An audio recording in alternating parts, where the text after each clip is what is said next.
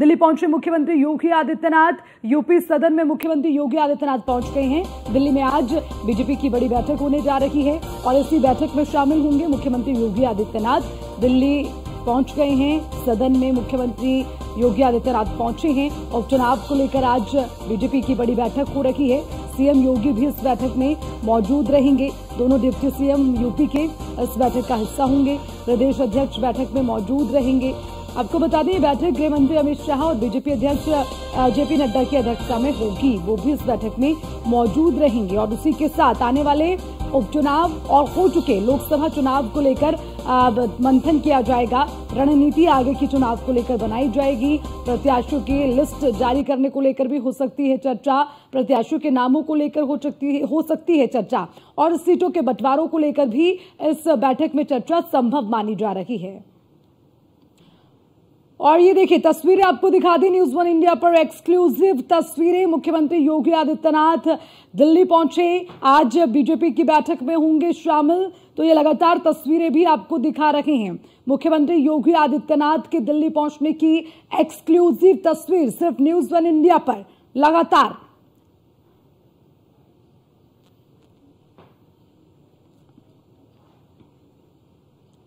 और इसी पर ज्यादा जानकारी के साथ दिल्ली से हमारे संवाददाता पीयूष तिवारी हमारे साथ जुड़ गए। सीधा उनका रुख कर लेते हैं। पीयूष, आपसे जानना चाहेंगे, आज बीजेपी की बैठक कई मायनों में अहम है। मुख्यमंत्री पहुंचे हैं, दोनों डिप्टी सीएम इसमें होंगे, गृह मंत्री अमित शाह, जेपी नड्डा की अध्यक्षता में बैठक होगी। कौन कौन सी बड़ी चीजें जो उपचुनाव के लिहाज से महत्वपूर्ण है और चर्चा संभव है? बिल्कुल, अगर हम बात करें तो भारतीय जनता पार्टी चूंकि लगातार रणनीति बनाती रहती है और चूंकि उत्तर प्रदेश में 10 सीटों पर उपचुनाव होने वाले हैं, चाहे मिल्कीपुर की बात करें, गाजियाबाद सीट की बात करें, इसके अलावा मधुआ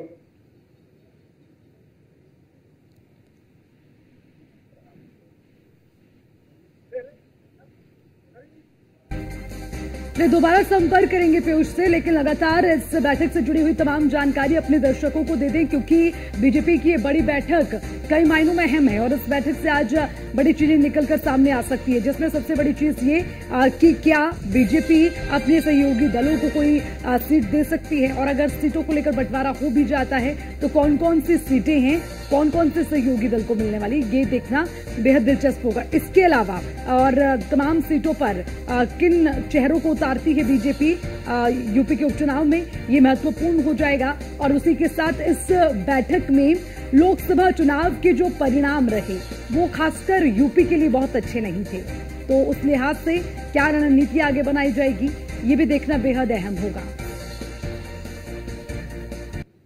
दिल्ली से हमारे संवाददाता लगातार हमारे साथ जुड़े हैं पीयूष तिवारी। एक बार फिर से उनसे अपडेट लेने की कोशिश करते हैं। पीयूष, आपसे जानना चाहेंगे, बीजेपी की ये बैठक बहुत महत्वपूर्ण है, सबकी नजरें इस पर हैं कि क्या आज बैठक में बड़ा फैसला हो सकता है? पीयूष, बिल्कुल, अगर हम बात करें तो दिल्ली में अब महत्वपूर्ण बैठक होने जा रही है। करीब 6:30 बजे के आसपास ये बैठक होगी। भारतीय जनता पार्टी के राष्ट्रीय अध्यक्ष जेपी नड्डा के आवास पर ये बैठक होगी। इसमें तमाम जो यूपी बीजेपी के नेता है, चाहे उत्तर प्रदेश के मुख्यमंत्री योगी आदित्यनाथ की बात करें, दोनों डिप्टी सीएम की बात करें, प्रदेश अध्यक्ष की बात करें या संगठन के प्रदेश मंत्री धर्मपाल की बात करें, उनकी मौजूदगी इस बैठक में रहेगी।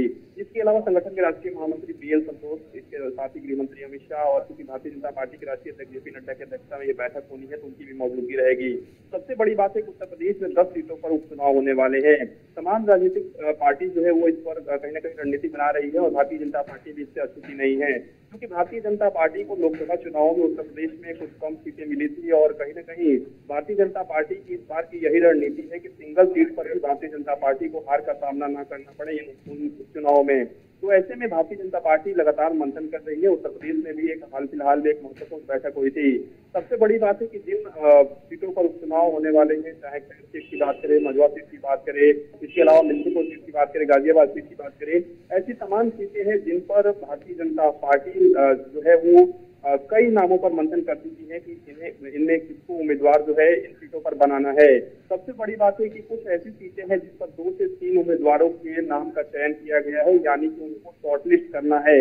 तो ऐसे में जब आज बैठक होगी तो प्रदेश के जो पदाधिकारी हैं वो भी अपनी राय रखते हुए नजर आएंगे और खासतौर पर ये कोशिश की जाएगी जल्द से जल्द इन नामों को शॉर्टलिस्ट कर लिया जाए और उम्मीदवारों के नाम का जो ऐलान है वो भारतीय जनता पार्टी कर दे, क्योंकि हाल ही में समाजवादी पार्टी ने भी कुछ उम्मीदवारों के नाम का ऐलान जो है वो कहीं कहीं किया है। इसके साथ ही अगर हम बात करें तो भारतीय जनता पार्टी की इस बार ये कोशिश है कि जिस विधानसभा में उपचुनाव होने वाले हैं वहां पर जो बूथ लेवल के कार्यकर्ता हैं, जो पदाधिकारी हैं, उनसे भी राय मशवरा किया जाए, यानी कि उम्मीदवारों का चयन इस आधार पर न किया जाए कि केंद्रीय आला कमान किसी को भी उम्मीदवार बना दे या फिर प्रदेश के स्तर पर किसी को भी उम्मीदवार बना दिया जाए, बल्कि बाकायदा विधानसभा के भी तमाम जो कार्यकर्ता हैं, नेता हैं, उनसे भी राय मशवरा किया गया है। इसके साथ ही बीजेपी की ये भी कोशिश रहेगी, बीजेपी जातिगत वोट बैंक पर भी खासा इस बार फोकस करने वाली है, खासतौर पर उपचुनाव की अगर हम बात करें तो निश्चित रूप से एक महत्वपूर्ण बैठक दिल्ली में होने जा रही है, देश में ये बैठक होगी।